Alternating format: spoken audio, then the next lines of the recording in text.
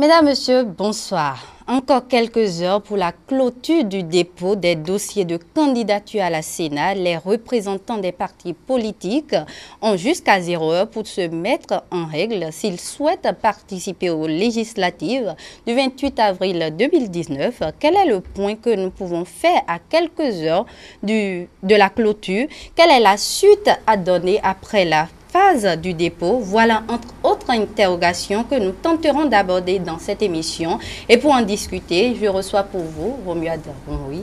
Vous êtes journaliste à ETélé. Bonsoir. Bonsoir à vous Inès Tossou, bonsoir à tous les téléspectateurs de ETélé. François-Xavier Noumon, vous êtes chroniqueur à ETélé. Bonsoir Inès, bonsoir Romuald, bonsoir M. Adoukonou et bonsoir chers amis téléspectateurs et heureux de vous retrouver. Monsieur Antoine Adoukonou, vous êtes acteur politique, c'est bien cela? Oui, c'est bonsoir ça. à vous. Bonsoir, madame. Merci d'être présent sur ce plateau pour discuter de l'actualité. C'est moi. Tout à l'heure, nous allons rejoindre notre correspondant sur place à la Sénat, Clovis Brice à Foucault. Mais avant, Romuald Ronroui, je viens vers vous. Vous étiez notre envoyé spécial au ministère de l'Intérieur ce mardi 26 février 2019. Dites-nous, racontez-nous comment la journée s'est passée. Comment vous avez vécu la journée? Oui, il faut quand même avouer que c'est la grosse attraction, véritablement, parce que vous savez, il y a l'une de ces pièces aujourd'hui qui se trouve être importante, le certificat de mise en conformité. Donc, il faut véritablement que le ministère puisse vous délivrer cette pièce-là pour que vous puissiez joindre cette pièce aux autres pièces devant figurer donc dans le dossier de constitution pour les différents partis politiques. Et donc, il y avait déjà 5 partis qui détenaient le récépissé provisoire. Oui. Ils ont continué la procédure pour déjà s'inscrire au journal officiel, pour avoir le récépissé définitif et tout cela. Dans la journée d'aujourd'hui, nous avons eu la chance d'avoir quelques partis, ou du moins quelques représentants de partis politiques qui étaient venus pour rentrer en possession donc de ce précieux sésame-là. Jean-Michel Abimbola qui était là entre 12h et 13h. Il représentait le bloc républicain. Il y avait Raphaël Akothéon qui représentait le parti du renouveau démocratique de Maître Adrien Ngouegui. Et donc, ce sont ces quelques représentants que nous avons vus véritablement parce que c'est quand même le directeur, ou du moins la direction des affaires intérieures et des cultes qui se charge de remettre en main propre véritablement ce certificat. Il faut dire aussi qu'il y avait quand même les cadres du ministère qui s'affairaient parce qu'il n'y avait presque pas de pause véritablement pour traiter les dossiers. Vous n'oubliez pas que vendredi dernier, le parti FCBE avait aussi introduit à nouveau son dossier pour l'obtention de ce certificat-là. Et donc, il fallait quand même s'atteler véritablement au regard également de ce que le chef de l'État a promis hier à l'issue de la rencontre avec les opposants, ou du moins certaines forces politiques de l'opposition. Donc, il faut avoir une célérité. J'ose croire qu'à quelques heures, il y aura d'autres formations politiques qui vont se rapprocher certainement. Peut-être qu'avant qu'on ne vienne ici, peut-être que d'autres formations politiques se sont rapprochées donc de la direction des affaires intérieures et des cultes pour avoir ce certificat. Parce que lorsque vous n'avez pas ce certificat, c'est que votre dossier est incomplet et vous ne pouvez pas avoir cette chance. Il faut avoir la chance aujourd'hui de participer aux législatives et cette chance n'est pas donnée à tout le monde véritablement. Donc c'est le point que nous pouvons faire véritablement aujourd'hui. Avant de rejoindre Clovis Brice à Foucault, j'ai encore une question à vous poser. Quelles étaient les impressions de ces 2 représentants de partis que vous nous avez cités tout à l'heure? Ben, ils étaient tout heureux parce que, attendez, c'est pas facile. Hein? Et en plus, retirer ce certificat le dernier jour. Tout à fait. Jean-Michel Abimbola, il était tout heureux de nous montrer son enveloppe de couleur kaki. Et donc, il était tout heureux. Raphaël Akothéon aussi. Donc, Donc, c'est quand même une joie parce que sur 10 partis politiques au départ, si 5 ont pu avoir le récépissé provisoire, c'est-à-dire que la procédure n'est pas facile et c'est pour les méritants, ceux qui se sont soumis et qui se sont donnés très tôt à cette exigence-là. Donc, véritablement, ils étaient tout heureux. Et les militants aussi seront heureux de retrouver sur la liste des candidats leurs amis ou du moins leurs proches. Parce que, vous savez, les législatives aussi, c'est une question de proximité. On a pris du plaisir à vous suivre. Est-ce que vous nous promettez l'élément dans les prochaines éditions sur télé? Oui, tout à fait. Attendez, on n'a pas le choix. C'est une exigence professionnelle et puis nous l'accomplissons avec tout l'enthousiasme qui devrait accompagner tout cela. Ok, d'accord. Nous allons rejoindre à présent notre correspondant sur place à la Sénat, Clovis Brissafoucault. Bonsoir à vous. Vous êtes en direct de la Sénat. Bonsoir. Dites-nous, à moins de 2 heures de la fin des dépôts, faites-nous le point de la journée. Bien sûr, Inès, comme vous le savez déjà, le mardi 28 février 2019 est le dernier jour d'enregistrement des dossiers de candidature à la Commission électorale nationale autonome Sénat. Cette opération lancée le 21 février dernier s'achève donc tout à l'heure à 0 heure, comme vous l'avez bien dit, en ce qui concerne l'ambiance qui à la Sénat, c'est simplement que l'ambiance est calme. C'est vraiment calme. Et à la Sénat, depuis 8 heures, où nous sommes en pause à la Sénat, il n'y a pratiquement pas grand-chose jusque-là. Aucun représentant de parti politique n'a été aperçu à la Sénat.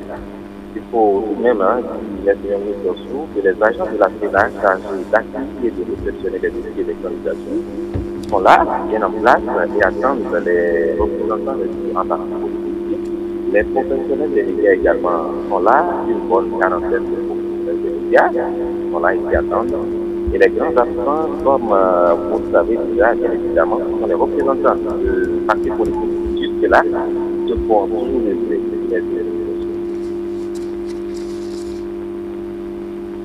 Clovis Brissafoucault, merci pour toutes ces informations. François Xavier l'a dit tout à l'heure, aucun représentant de parti ne s'est présenté. Qu'est-ce qu'on peut penser?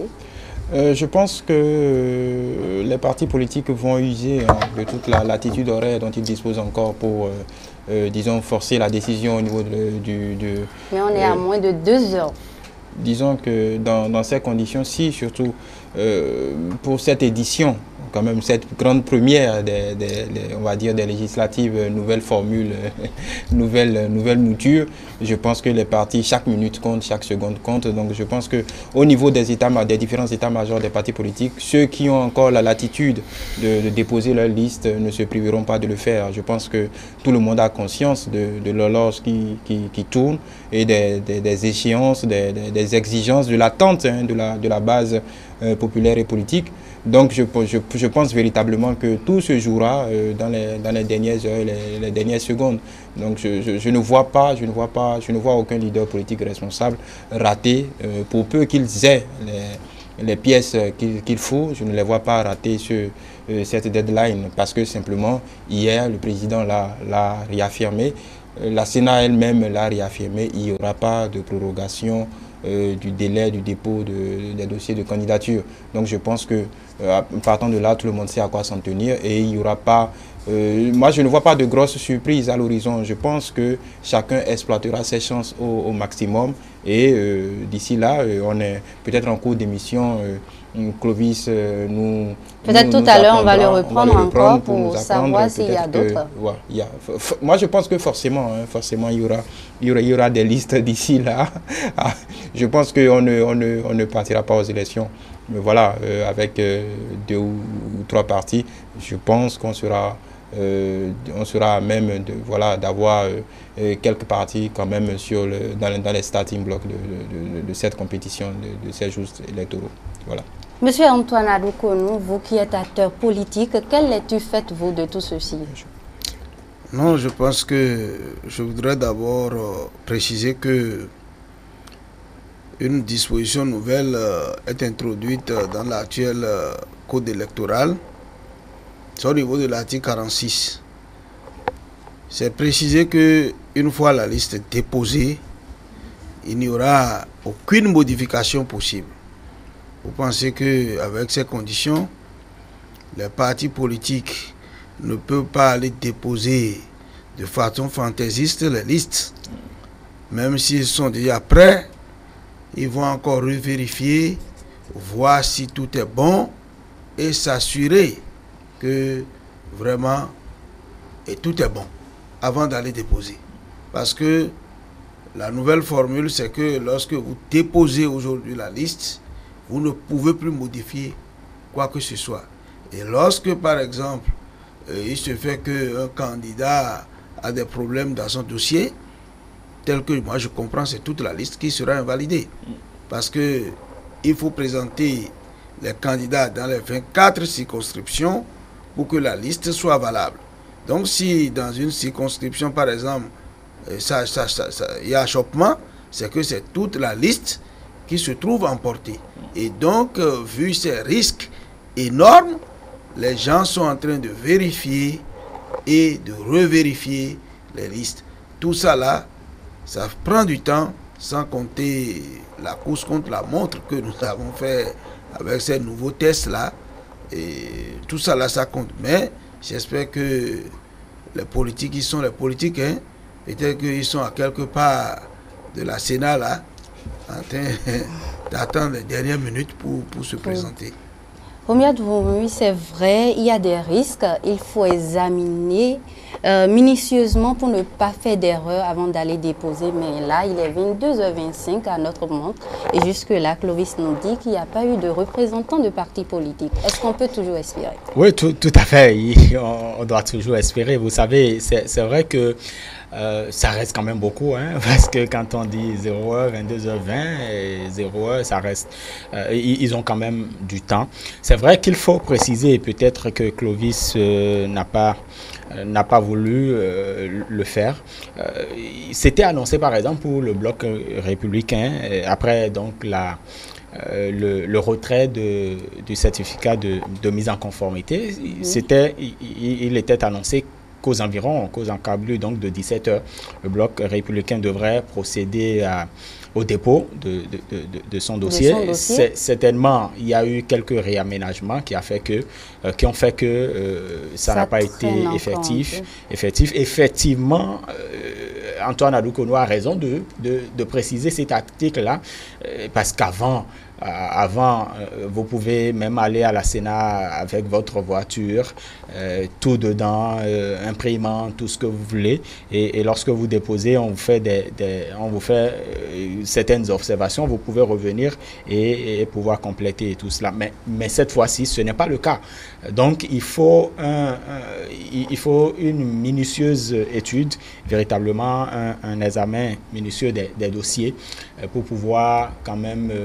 avant de déposer, donc. Sinon, on est en train d'avoir déjà 5 partis politiques. On se retrouverait, si les listes ne sont pas complètes, on se retrouverait à 2 partis politiques aux prochaines législatives. Donc, il faut vraiment faire attention. Je crois que c'est ce qui fait que, voilà, les partis politiques. Mais il faut quand même aussi dire que nous aimons garder le suspense, on se fait désirer, parce que avec ce que moi j'ai vu un peu au ministère de l'Intérieur aussi, les partis politiques ou les membres des partis politiques se font désirer véritablement. Ils attendent peut-être à 10 minutes de la fin, voilà, ils vont pouvoir prendre d'assaut la Sénat. Et donc les professionnels des médias auront du boulot tout à l'heure et qu'ils se patientent tout simplement. Non, il faut dire aussi qu'il y a une nouvelle donne qui est assez fondamentale et qui promet quand même de corser un peu la mise en place de ces différentes listes. C'est que les places sont plus que jamais chères. Je pense que en fonction de tout ce qu'il y a eu comme regroupement aujourd'hui pour faire une liste, je pense que avant ce n'était déjà pas facile.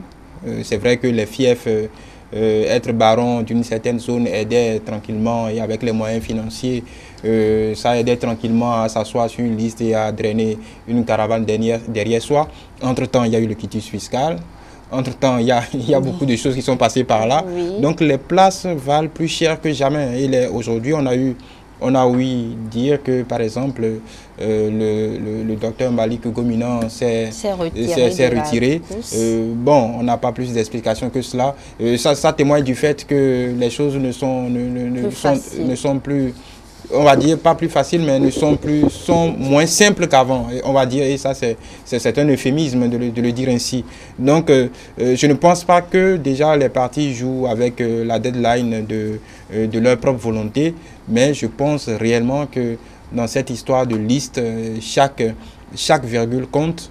Le financier compte également, mais bon, c'est 3 millions par candidat. Je pense que si on ramène ce qui a payé la caution au niveau des candidats, c'est jouable, pas pour le citoyen lambda, encore que c'est jouable pour une bonne partie de la population. Mais au-delà de ça, c'est tout ce qu'il y a comme documents à donner en fait. Aujourd'hui, comme M. Aloukonou vient de le dire, la moindre erreur peut rendre caduque toute une liste. Donc tout est minutieux, comme vous l'avez dit. Je pense qu'il faut une attention précautionneuse en amont pour ne pas risquer de voir foutre en l'air des semaines de travail, surtout pour ceux qui ont pris les devants et ont fait leurs devoirs en avance, se sont mis en conformité, ainsi de suite. Il serait malheureux, voilà, de voir tout cela rejeté. Donc je pense que on est quand même, on parle de bloc cette fois-ci, ce n'est plus de simples partis. Donc imaginez tous ces barons habituellement qu'on connaît habituellement se partager les places. Donc aujourd'hui, plus que jamais, la négociation politique est plus que jamais... Mais hier, il y a eu la rencontre avec le chef de l'État et oui. Pour résumer, c'est qu'il n'y aura pas de largesse vis-à-vis de qui que ce soit. Et jusque-là, effectivement, ça. Comment comprendre? En fait, ça vient... Est-ce qu'on espère toujours que qu'il n'y aura pas la rigueur? Non, ça vient plutôt renforcer ce que le chef de l'État a dit hier. Il y aura de faveur pour personne, que ce soit l'opposition, que ce soit la mouvance. Donc ça explique aussi, ça pourrait expliquer le fait que chacun prenne son temps, non pas pour des raisons fallacieuses, mais pour prendre réellement le temps de rentrer dans les clous de la loi. Parce que le président de la République a été ferme là-dessus. Et on a vu cette semaine que bien de cadres zélés à l'action gouvernementale peuvent être débarqués du jour au lendemain pour une faute avouée ou révélée. Donc chacun prend ses dispositions parce qu'on sait que le chef de l'État a fixé la ligne rouge. Donc que ce soit l'opposition, que ce soit le gouvernement, chacun s'en tient à cela. Donc je pense plus que jamais, que ce soit les partis qui supportent l'action gouvernementale, je pense qu'il n'y a pas matière à badiner avec la loi. Donc certainement chacun prend ses précautions voilà, je pense que d'ici 0 heure on aura des nouvelles plus tangibles quant aux listes qui sont déposées ou non. Monsieur Antoine Aloukonou, appelé à trancher sur le rejet des dossiers des partis politiques comme FCBE et l'USL par le ministère de l'Intérieur béninois pour non-conformité à la nouvelle charte des partis politiques, la Cour suprême vient de se déclarer incompétente. Comment cela va se passer? Bon, c'est quand même FCBE, l'USL, on s'attendait à les voir dans la course et voilà. Bon, je crois que je ne suis pas à la Cour suprême, je ne suis pas juge administratif. Ce que je sais, c'est que avant de se déclarer incompétente, le juge doit pouvoir motiver sa décision. Elle a donné comme motif la Cour suprême qu'ils auraient dû saisir la chambre administrative du tribunal d'instance compétent, en l'occurrence le tribunal de première instance de Cotonou. Ah mais c'est ça la loi a dit, hein. Je ne sais pas si les amis... Voilà les problèmes qu'on pose. Voilà les problèmes qu'on pose. Et ça me gêne que tout un parti politique passe à côté de la loi et commence après par crier. Alors que l'enjeu est sérieux. Bon, si c'est ça, le juge il a raison. Parce que je vais vous donner lecture de l'article 21 de la charte des partis politiques. D'accord? Oui. Bon, on a cité, après on a dit, ça dit que lorsque le parti n'est pas d'accord, Oui. que la décision du ministre de l'Intérieur de son rejet, on dit ici, le parti politique peut saisir la chambre administrative du tribunal d'instance compétent dans les 15 jours qui suivent la réception du courrier de notification. La chambre administrative du tribunal d'instance compétent statue en procédure d'urgence. Donc, si c'est ça, le juge a raison. Il faut saisir là où il faut saisir. Donc, vous voyez, voilà c'est des problèmes comme ça qui arrivent. Et donc, les amis de l'opposition, ce que moi je leur reproche, c'est le fait que on ne veut pas lire la loi, essayer de comprendre la loi et prendre toutes les dispositions utiles par rapport à la loi, et qu'on laisse la loi de côté et on veut se victimiser pour dire bon, quand on va se comporter comme ça, les gens vont toujours appliquer la loi.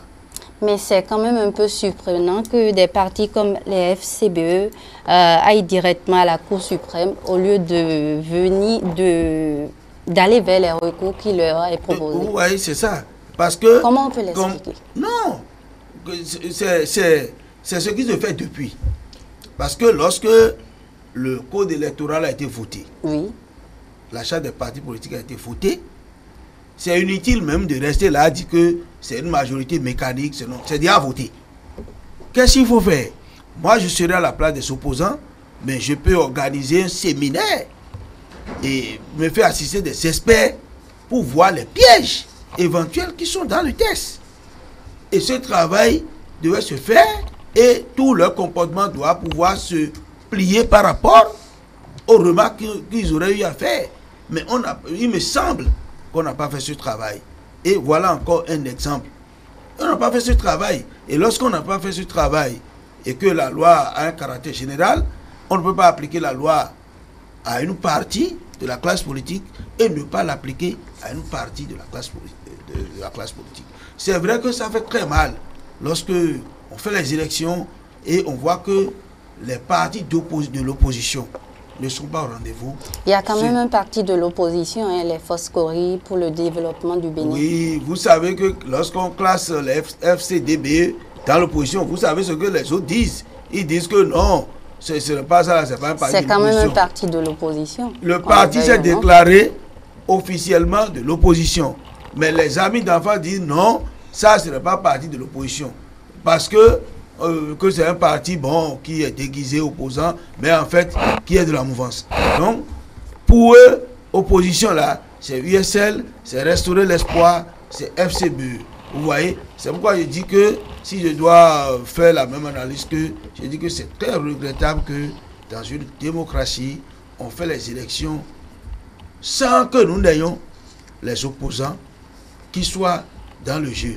Mais toutefois, nous devons nous accepter que tout ceci se fait dans un cadre réglementaire. Il y a la loi qui est là. Donc les amis opposants, vraiment, ils n'ont pas pris la mesure des nouvelles dispositions. Chaque fois que je viens sur votre plateau ici, surtout en fond là, j'ai toujours dit que il y a des pièges. Il y a des pièges. On doit faire attention. Oui, il y a beaucoup de pièges. Il y a encore un piège qui est encore là maintenant. Oui, parce que j'apprends des choses là, que certains opposants vont aller sur la liste de ces saisies là. La loi interdit les alliances. Ça là, c'est encore notre piège. Si vous présentez une liste où quelqu'un appartient à deux partis politiques, la liste est invalidée. Tout à fait. Voilà, ils vont encore faire des erreurs maintenant, allier des gens comme ça et aller déposer à la Sénat. Vous voulez ajouter, oui? Moi, c'est plus que décevant. Décevant parce que pour moi, c'est une déception totale. Parce que, attendez, on a entendu dans ce pays des aides de compétences et on s'en est offusqué. Mais on en a parlé tout le temps. Je vous assure qu'au fil des mois, on se découvre être peut-être, excusez du peu, je toucherai peut-être quelques sensibilités, mais on se retrouve peut-être en face de la réalité. Parce que je ne comprends pas. Attendez, vous ne pouvez pas me dire que dans au sein du parti FCBE qu'on n'a pas des juristes. J'ai bien un ami qui est conseiller juridique du parti. Je l'aime bien et il le sait. Mais il fallait une consultation quand même. Je tombe des nues parce que, attendez, vous savez, il y a une chose, on est méfiant, on a des préjugés. On a tellement de... Je ne sais pas, on peut pas lire... On va nous dire qu'on n'a pas pu lire l'article 21 de la charte. Ça m'étonne, hein? Parce que véritablement, ou parce qu'on est méfiant, on se dit, lorsque nous allons nous référer, par exemple, à la chambre administrative du tribunal de première instance, on dit déjà que le tribunal, c'est, je ne sais pas... Hein, c'est parce qu'on a passé trop d'années à ne pas lire ce que la loi prévoit et on est habitué à cela. Non, au-delà de ça, je me dis, on voudrait aller à la Cour suprême parce qu'on estime qu'au niveau des tribunaux, au niveau de notre tribunal ou du moins du tribunal de première instance, de première classe de Cotonou, c'est que les décisions sont en faveur du président de la République. Donc, il faut aller à la Cour suprême alors que la loi est claire. Franchement, moi, je dis une chose. Nous avons fait l'option de la démocratie. La démocratie a ses exigences. Soumettons-nous tout simplement aux lois de la République. La loi dit, c'est telle option que vous prenez. Mais vous dites, non, parce que je suis plus intelligent, je dois faire de telle manière. Attendez, on ne va pas réinventer la roue. Tout simplement. Nous avons 29 ans d'expérience de démocratie. Soumettons-nous aux règles régie par la démocratie et puis nous allons pouvoir avancer. Mais c'est vraiment regrettable parce que, attendez, et depuis quelques jours, j'ai appris cette illustration et je la fais mienne. Ce n'est pas parce que le premier de la classe a refusé de se conformer au dossier qu'on doit déposer pour aller au baccalauréat que le baccalauréat n'aura pas lieu. Et donc, les législatives auront bel et bien lieu, mais c'est bien dommage. Et le chef de l'État était clair. Si vous ne participez pas aux législatives, ce n'est pas de ma responsabilité, c'est de votre faute à vous. Et donc, je crois que, franchement, c'est une désolation, mais c'est une déception personnelle pour moi. C'est vrai que la Cour suprême a tranché. François, je viens vers vous tout à l'heure. C'est vrai que la Cour suprême a tranché sur le rejet des dossiers des deux partis. Mais on a vu vendredi dernier les FCBE qui ont essayé de corriger ce qu'on leur reproche et qui ont déposé. Est-ce qu'on peut s'attendre à une surprise? Oui, le miracle peut être effectif si... Pourquoi vous qualifiez cela de miracle? Non, le miracle pourrait être effectif parce que, attendez, si les dossiers ou le dossier qui a été déposé répond aux exigences du ministère de l'Intérieur ou répond aux exigences de la loi, je crois qu'ils pourront avoir le certificat. Mais si ça ne répondait pas aux exigences de la loi, ne croyez pas qu'on va pouvoir délivrer parce qu'on voudrait quand même un parti de l'opposition aux prochaines législatives. Et donc, pour moi, c'est que la loi, c'est la loi. Force doit rester à la loi. Force doit rester à la loi. Est-ce qu'on peut s'attendre à une surprise tout à l'heure? Non, moi je ne suis pas adepte des surprises. Force doit rester à la loi. Je pense qu'il faut déjà d'abord reconnaître la paternité de cette séquence à un illustre président de la République qui, disons, vient clarifier, peut-être pas volontairement ou involontairement, un peu, disons, comment je vais dire, je ne dirais pas chaos, cette inconsistance de ces partis de l'opposition, parce que moi je ne crois pas qu'ils l'aient fait volontairement ou voilà qu'il y ait un manque de juristes ou de sérieux. Je pense que dès le début ces partis ont choisi leur camp, c'est-à-dire au lieu d'aller au fond des choses, non, c'est la posture de la victimisation. Nous n'acceptons pas cette loi, donc on préfère se focaliser sur ce qui pourrait soulever la population, ce qui pourrait, disons, toucher la population. Je pense qu'ils ont choisi le juge de la rue. Mais dans une démocratie, qu'on aime ou qu'on n'aime pas, quand vous avez une majorité à l'Assemblée nationale, dans tous les pays du monde, et on l'a vu pendant 10 ans dans ce pays, quand vous avez une majorité à l'Assemblée nationale, dans un régime présidentiel comme le nôtre, vous avez un boulevard devant vous.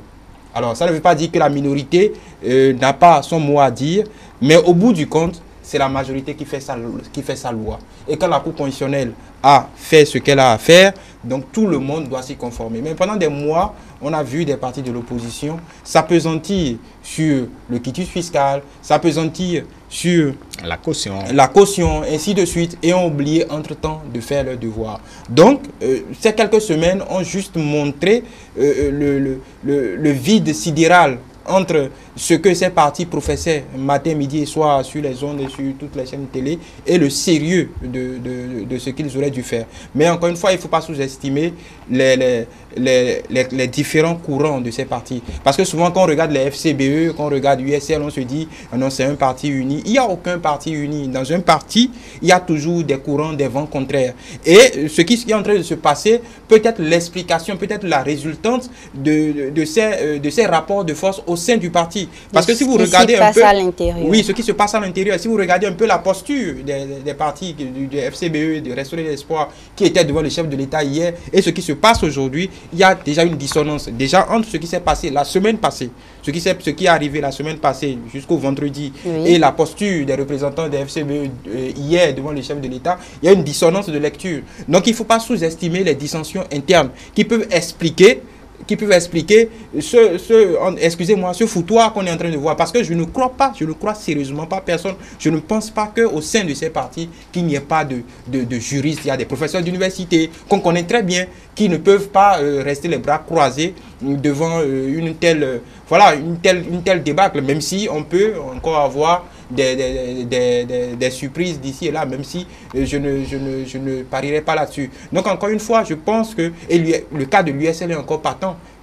L'USL, bizarrement, alors qu'on a une classe, une jeune pousse qui s'affichait de plus en plus dans ce parti, Géraldo Gomez, Doncla Mabalo, qui représentait les nouvelles figures d'une certaine pratique politicienne, même si il y avait toujours la véhémence qu'on connaît dans le langage politique. Il est quand même surprenant que ce parti ait choisi la rue plutôt que le dialogue. On aurait attendu ça peut-être du côté de Restaurer l'Espoir que de l'USL. Donc en réalité, on ne comprend plus rien. On ne sait plus exactement à quoi s'en tenir avec ces partis. Donc moi, mon explication, ce n'est pas que voilà, ils ont fait preuve d'incompétence. Je pense que ces partis sont victimes de leur dissension interne. Et les FCBE, le leader historique n'est pas là. On dit que le leader historique est en train est à l'extérieur du pays, est en voyage actuellement. C'est quand même surprenant, puisque FCBE dans ce pays, oui, il y a les cadres du parti, mais qui on connaît? On connaît le président Yahi Boni. Et il est surprenant que dans cette période trouble, le leader du parti, la figure du parti, soit absent. C'est quand même quelque chose de cocasse dans cette histoire. Donc on ne nous dit peut-être pas tout, mais je reste persuadé que les FCBE sont victimes de leur rapport de force interne. Et d'ici quelques jours, je reste convaincu qu'on découvrira ça au bout du jour, parce que je ne crois pas quand même avec ce grand... Même si les réalités politiques ont embrassé ce parti, entre-temps, beaucoup de gens sont partis, ont quitté le parti. Je pense que les FCBE agrègent quand même des compétences, des têtes qu'on connaît, tout le monde connaît, et que cette légèreté dans les affaires du parti n'est pas tolérable. Donc moi, je vais plutôt pour des dissensions internes. Voilà ce qu'on peut dire aussi. Monsieur Antoine Adoukono, hier, on a assisté à des manifestations publiques non autorisées sur toute l'étendue du territoire national. Il y a eu à Tchaourou, il y a eu à Porto-Novo, il y a eu à Kiliba. Ce soir, on nous parle d'un mort. Dites-nous, qu'est-ce que vous pensez de ces militants qui se mettent sur la route et qui bloquent les voies, soi-disant qu'ils sont en train de soutenir ces opposants-là? Bon, d'abord, je dois dire que ces attroupements, parce que j'ai un côté un peu... Ces attroupements non autorisés sont aujourd'hui interdits dans le code pénal. À partir de l'article 237 et suivant, les attroupements non autorisés sont punis par la loi.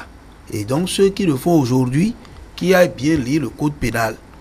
Et là, ils se posent toujours le problème de la loi. Les manifestations sont régies par des tests. Et vous devez... Nous sommes dans un régime déclaratif. Quand vous demandez, les conditions sont réunies, on ne refuse pas. Mais il faut déclarer. Et 72 heures francs avant. Mais si vous ne remplissez pas ces formalités et que vous avez l'avis de l'autorité municipale ou de l'autorité préfectorale et que vous vous mettez seulement dans la rue, vous êtes frappé par les articles, par l'article 237 et suivant du code pénal. Ça, je tiens à le rappeler parce que il se pose toujours un problème de non-maîtrise des tests. La démocratie, c'est les règles préétablies. Si nous disons que nous sommes dans un état de droit, c'est que nous acceptons nous enfermer dans les tests. Notre propre volonté n'existe pas en dehors des tests. Et il faut que les gens se l'approprient. Parce que ça nous évite d'aller vers les déboires. Deuxième chose, oui. Je voudrais, en tout cas c'est un avis personnel, que les gens observent un peu les politiques pour pouvoir tirer beaucoup de leçons. Hier, tout le monde a vu ce qui s'est passé entre candidat Zanaï et le président Boni Yahi dans ce pays. Oui. Aujourd'hui, ils sont ensemble. Oui. Mais si en temps vous aviez déjà perdu la vie en défendant candidat Zanaï, chacun de ces... ou bien en défendant Yahi Boni, et qu'aujourd'hui ils se retrouvent ensemble. Ils se retrouvent, que vos parents, ou même si vous-même vous êtes handicapé, que vous êtes vivant là, quel sentiment vous pouvez avoir? Un peu pour dire que nous qui sommes acteurs politiques et qui sommes dans ce milieu, nous savons que nous ne sommes pas des ennemis, que nous ne sommes que des adversaires, et que c'est les circonstances qui font que des fois nous nous chamaillons. Mais si les intérêts convergent un jour, vous allez nous voir encore ensemble. Donc, les militants n'ont qu'à comprendre cela pour savoir se jeter dans la bataille. Moi, je déconseille ces comportements à nos amis. S'ils veulent faire des manifestations, qu'ils empruntent la voie réglementaire, qu'ils fassent la demande qu'il faut et que l'autorité donne son avis positif et qu'il le fasse. Si l'autorité dit non, l'autorité motive toujours en référence à la loi pour dire oui, non, parce que la loi me dit lorsque les conditions ne sont pas réunies de refuser. L'autorité motive toujours. Mais rentrer dans la rue et faire tout ce qu'on veut là, moi, je les déconseille ça. Parce que nous ne pouvons pas souhaiter cela pour le Bénin. Même si aujourd'hui, les partis de l'opposition ne sont pas présents aux joutes électorales, ce n'est pas la fin du monde. Et je dois vous dire encore qu'il y a un qui est présent. Hein. Bon, non, je suppose, je prends il faut qu'on le rappelle à chaque fois. Non, parce que quand on le dit, bon, si c'est les opposants qui sont ici maintenant, quand vous allez le dire, ils n'accepteront jamais. C'est pourquoi j'accepte qu'ils ne sont pas présents. Mais je dois dire que la notion même d'opposant dont on parle là, c'est relatif. Qui vous dit que ceux qui, ils sont candidats aujourd'hui, qui vous dit que les députés qui vont sortir de FCB, de USL là, ne peuvent pas rejoindre le camp de la mouvance demain. C'est-à-dire que c'est qu'une question relationnelle, les mouvances opposants là. Le président Talon là, est-ce qu'il avait des députés avant de venir? Mais finalement, il a pu avoir son BMP. Ça veut dire quoi? On peut faire, c'est pour aller à l'Assemblée là, que ça chauffe comme ça. Quand les gens arrivent à l'Assemblée là, mais c'est là où ils décident encore s'ils doivent rester opposants pendant combien de temps, dans quelles conditions. Mais vous êtes dans le pays, vous voyez tout, non? Donc il ne faut pas que les gens pensent que ceux-là maintenant, ils sont des opposants éternels pour le gouvernement et je dois mourir à leur place. C'est faux. Même si encore aujourd'hui les tests, les tests ont essayé de contenir un peu ce qu'on appelle habituellement transhumance au sein une fois l'Assemblée mise en branle. Je pense qu'il serait aujourd'hui beaucoup plus difficile d'assister à ce qu'on a toujours assisté dans ce pays, c'est-à-dire on est lundi dans ce camp, au gré des intérêts, mardi on se retrouve dans l'autre camp. Je pense qu'aujourd'hui, puisque la nouvelle charte des partis politiques, le siège est lié à l'appartenance au bloc ou au parti, au financement des partis politiques. Je pense qu'il y a beaucoup de contraintes qui font qu'aujourd'hui, il serait quand même très difficile parce que vous aurez forcément toujours quelque chose à perdre. Avant, vous n'avez grosso modo absolument rien à perdre. Vous pouvez décider de vous retrouver seul dans votre coin et de faire votre bout de chemin. Aujourd'hui, c'est quand même un peu plus difficile. Mais oui, un peu plus compliqué. Mais au-delà de ça, quand on parle des tensions qui émaillent les poches de tension. On parle d'un mort, à Kilibo. D'un mort, c'est déjà beaucoup. C'est déjà beaucoup. Mais on a déjà assisté, et c'est ce que je dis, ça procède de la responsabilité des partis politiques. Je pense que depuis la semaine passée, on a un discours qui incite quand même. On a ce que j'appelle un chantage à la paix sociale. Vous voyez, si vous ne nous laissez pas faire, on va voir ce qu'on va voir. Si vous ne nous laissez pas faire, bon, voilà, le Bénin a toujours été un pays de paix. Donc on insinue, on ne le dit pas forcément, on insinue que, bon, voilà, si vous ne nous donnez pas satisfaction, donc on va, et on a vu quelques bribes. Mais malgré ça, on l'a tous vu hier, le chef de l'État n'a pas soucié d'un centimètre. La loi reste la loi. La seule concession qui a été faite, c'est que les cadres du ministère de l'Intérieur devront être disponibles jusqu'à la dernière seconde pour apporter satisfaction, étudier tout au moins les dossiers des requérants. Mais encore une fois, je pense que les Béninois, dans leur grande majorité, ne sont pas incrédules. Je pense que les Béninois qui aiment tant la politique savent à quoi s'en tenir. Il y aura forcément ici et là, voilà, entre griffes, des petites poches de nos populations qui se laisseront aller à une émotion excessive qui malheureusement pourrait entraîner des pertes en vies humaines. Des pertes en vies humaines, on va le dire, qui, disons, qui pourront passer qu'on pourra passer par perte et profit, tout simplement parce que ça ne vaut pas la peine d'aller se sacrifier pour des intérêts avant tout personnels de tel ou tel homme politique. Je pense que les populations doivent savoir raison garder. La tension et les hommes politiques également doivent essayer de contenir un tant soit peu leurs invectives, leurs diatribes. Et on a pu avoir un exemple hier que le dialogue est toujours possible dans notre pays, même si certains partis ont décidé, pour le PCB, on est habitué, le PCB c'est une manière de faire.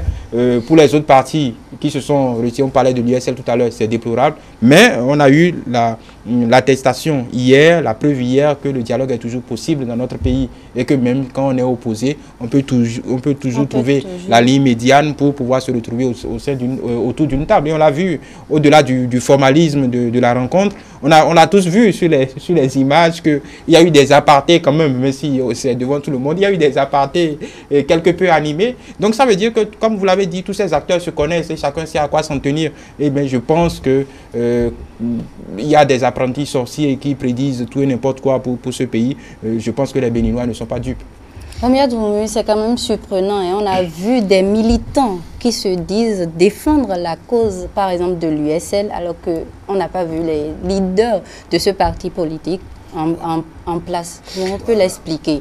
Comment on peut expliquer qu'on se lève et qu'on aille risquer sa vie, alors que celui pour qui vous risquez votre vie est tranquillement chez lui, par exemple? Oui, et je donnerai cette illustration parce que le service de l'information quand même de télé a pu joindre l'un des responsables du bureau politique de l'USL qui disait qu'il n'était pas informé et donc qui n'est pas associé par exemple à la manifestation publique non autorisée de Porte-Novo, ce qui est quand même un peu surprenant, un peu surprenant, des personnes qui conçoivent des banderoles. Et quand vous vous référez quand même à ce qui est écrit, franchement, ce n'est pas du jour au lendemain.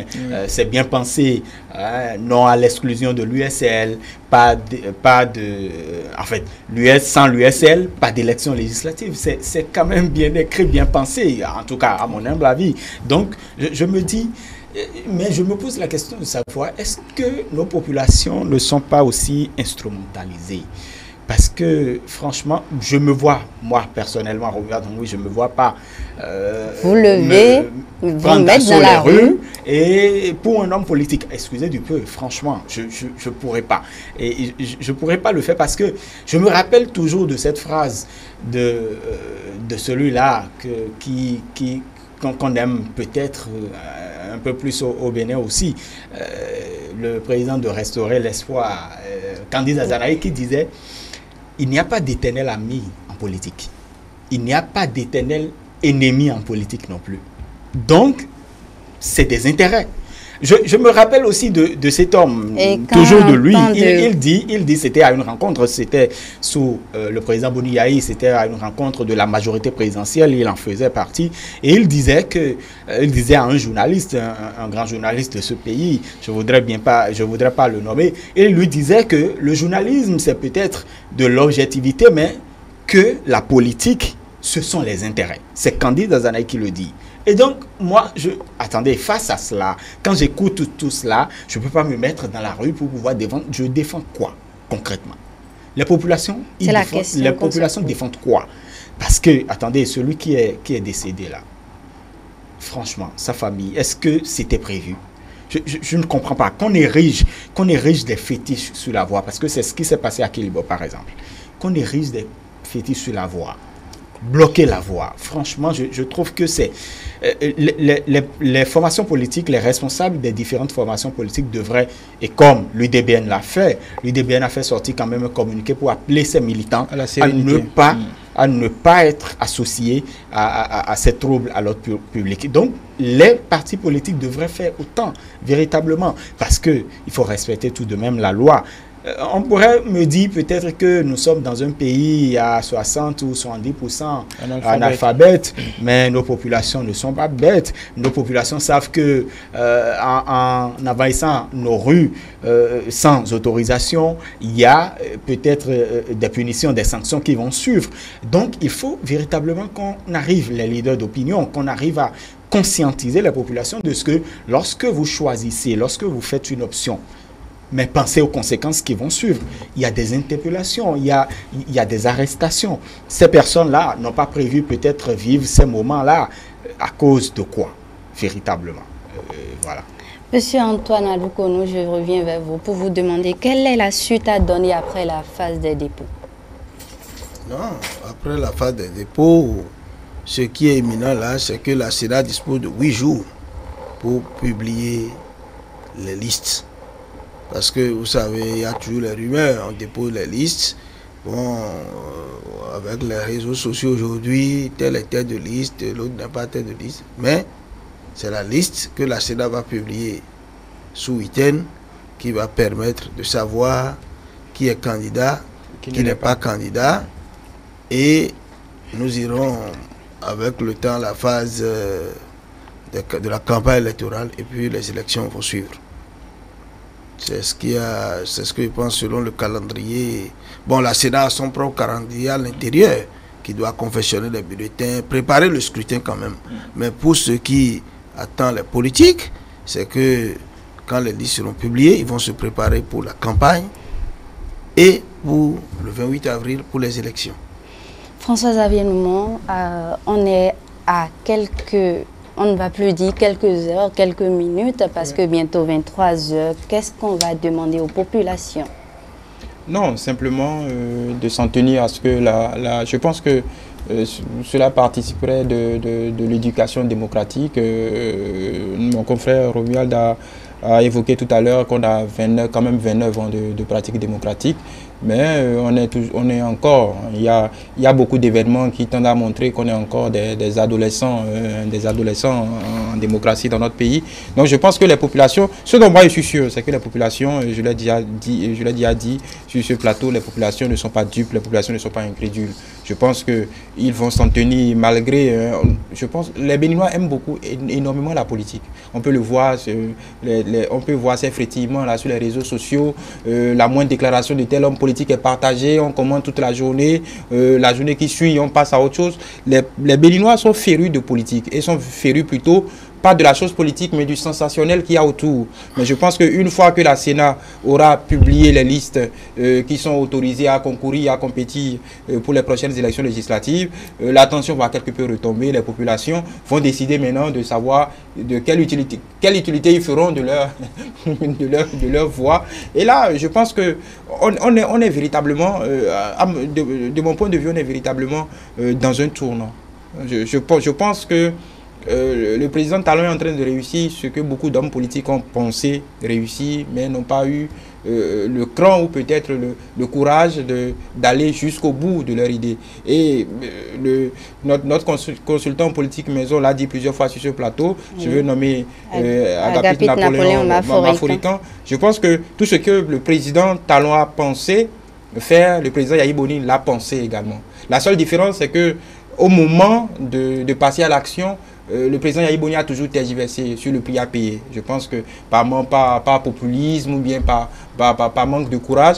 Mais de l'autre côté, aujourd'hui, on a quelqu'un qui a son idée et qui veut aller au bout de son idée. Et c'est cela la démocratie. Puisque, encore une fois, j'ai souvent l'habitude de dire aux gens, la seule personne qui est élue, c'est le président de la République. Les ministres ne sont pas élus.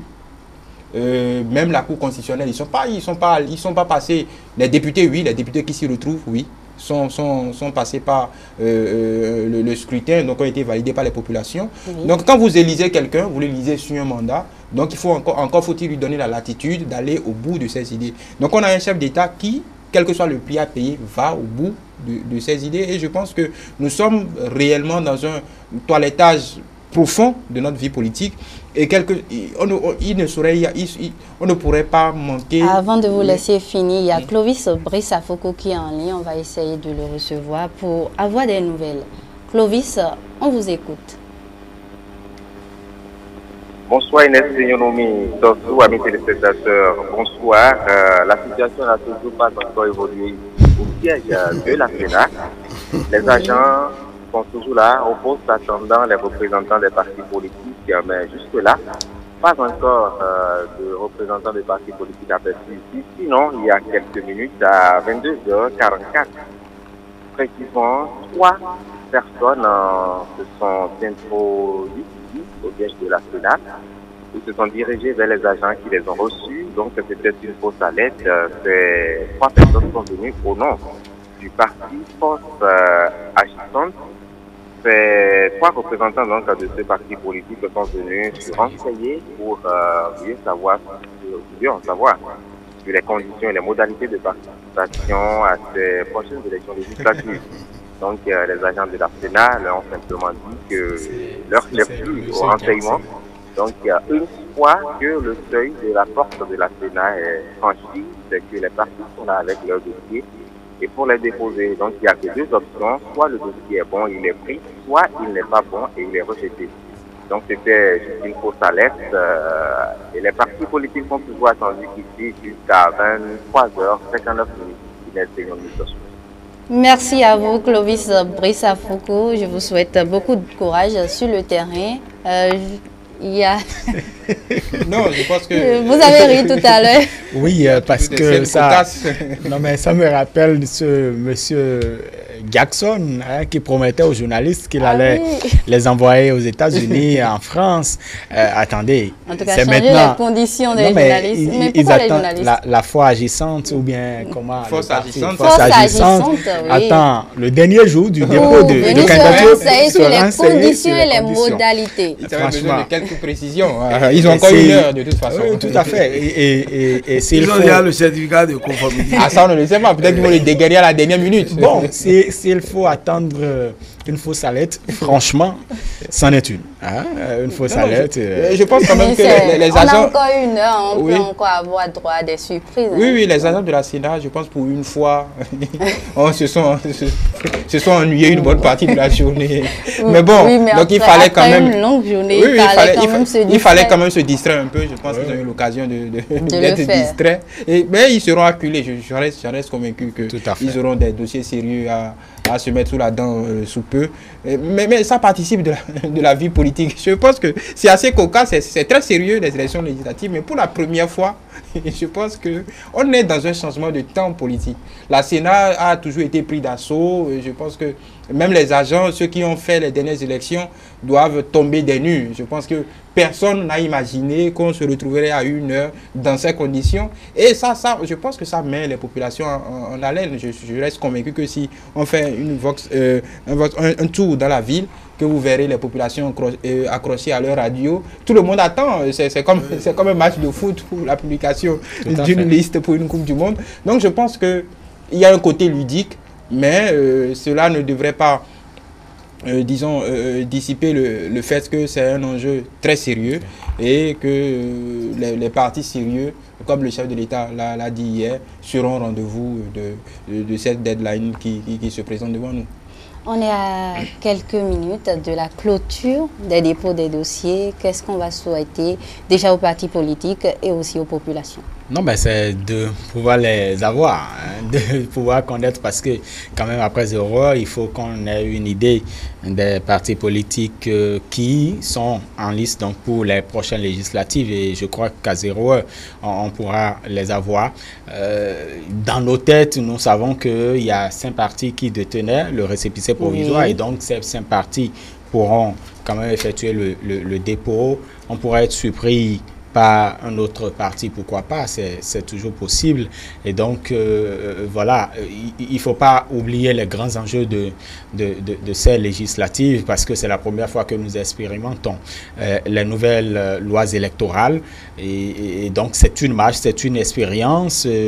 Nous corrigerons au fil de ces expériences-là ce qui constitue les insuffisances. Mais le plus important, c'est que nous devons savoir que nous avons choisi en fait, de subir les exigences de la démocratie. Et, attendez, des gens sont passés par là, véritablement. Et donc, si nous voulons d'un pays fort, c'est que nous nous donnons cette rigueur-là de nous soumettre aux lois de la République. Et pour d'autres, d'être conforme aux lois de la République. Mais pour moi, c'est important de se soumettre aux lois de la République. Vous pouvez avoir des réticences par rapport à telle loi ou telle loi. La loi, justement, ou nos lois, vous donnent la possibilité aussi de retoucher, de reviser ces lois-là. Donc, il y a toujours du temps pour nous de revenir sur des actes qui ont été posés dans le passé. Et aux militants? La population, je considère toute la population comme étant des militants, parce que, attendez, dans notre pays, les partis politiques, peut-être que c'est après l'expérience de ces nouvelles lois électorales ou de nos nouvelles lois que nous aurons véritablement, chaque parti auront des militants, parce que un militant, cela engage des cotisations, des souscriptions, un certain nombre d'exigences véritablement. Mais je voudrais dire à toute la population béninoise de savoir que oui, la BAC ne chavirera pas. Oui, véritablement, la BAC ne chavirera pas, mais posons des actes pour pouvoir renforcer notre démocratie. Ça ne sert à rien de se mettre dans la rue en violation des dispositions légales que nous sommes données véritablement, et donc que chacun joue véritablement son sa rôle. partition. Monsieur Antoine Adoukonou, votre mot de fin? Bon, mon mot de fin, c'est de souhaiter que tout se passe dans la paix, et que surtout les partis de l'opposition, je sais que c'est pas facile. Moi, je suis un homme politique, et lorsque je suis dans un parti où j'aspire quand même à être candidat, et que par la force des choses, je ne le suis plus, ce n'est pas facile. Mais je pense que je leur demande d'avoir un peu de patience. Parce que, comme je l'ai dit tout à l'heure, ce n'est pas la fin du monde. Nous avons encore beaucoup de choses à faire ensemble. Il ne faut pas que parce que aujourd'hui on n'est plus candidat, lorsque son parti n'est plus retenu, il faut mettre le pays à feu et à sang. Ça, je ne le souhaite pas. Parce que, comme je le dis, ce n'est pas la fin du monde. François-Xavier. Oui, moi je voudrais simplement insister sur l'esprit de responsabilité parce que moi j'ai toujours considéré à titre personnel que ce qui a toujours manqué à notre démocratie, c'est la notion de responsabilité. Je pense que pendant longtemps, pendant plus d'une vingtaine d'années, et peut-être que c'est l'expérience naïve de la démocratie qui nous a mis sur ce chemin. Mais il est temps aujourd'hui que tous les acteurs politiques fassent preuve de responsabilité en se disant, comme Romiade l'a rappelé tantôt, que force doit rester à la loi. Le droit s'interprète. Et ce n'est pas parce que voilà, les contingences d'aujourd'hui peuvent changer demain. Donc rien n'est figé dans le marbre. Donc les différents acteurs politiques doivent avant tout donner l'exemple et pour permettre à nos populations de marcher dans leur pas. Donc je pense que les élections auront lieu. Il n'y a pas péril à la demeure. Je pense que ces périodes ont toujours été empreintes d'une dose de tension ici et là. On a connu ça, on connaîtra toujours ça. Mais le souhait, c'est que, comme ailleurs, que les élections deviennent chez nous une formalité où on peut aller voter le matin, aller travailler le soir. C'est encore un souhait béat, mais je pense qu'à force de volonté et surtout de rigueur et de responsabilité dans nos actes quotidiens, nous allons finir par y arriver. Voilà. Un souhait sur lequel nous allons finir cette émission. Merci à vous, François-Xavier Noumon. Il y a quand même le parti de Antoine Adou-Konou qui se fait désirer aussi, parce que quand même, hein, le bloc républicain, vous faites désirer. Hein. Donc, on les attend alors. Ah oui. On les attend. Il ne nous a rien dit sur son positionnement. Est-il sur la liste ou bien il nous réserve le... Non, il nous réserve. C'est sûr qu'il moi, je ne suis pas candidat. Ah, d'accord. Voilà. Ce sera peut-être la prochaine fois. Bon, je l'espère bien. Chacun à son tour. Voilà un acteur politique qui fait preuve de responsabilité. Oui, en monovision devant les téléspectateurs. Je pense que j'espère que certains pourront en prendre de la graine. Voilà. Tout le monde ne peut pas être candidat. Exactement. Voilà. Il faut attendre son tour. Faisons donc preuve de responsabilité, comme ils l'ont dit sur ce plateau. Merci à vous, François-Xavier Noumon. Merci à vous, Antoine Adou-Konou. Merci à vous, Romiade Oromi, d'être passé et d'avoir discuté de ce sujet important de ce jour. Merci à vous, chers téléspectateurs. On se retrouve à très vite.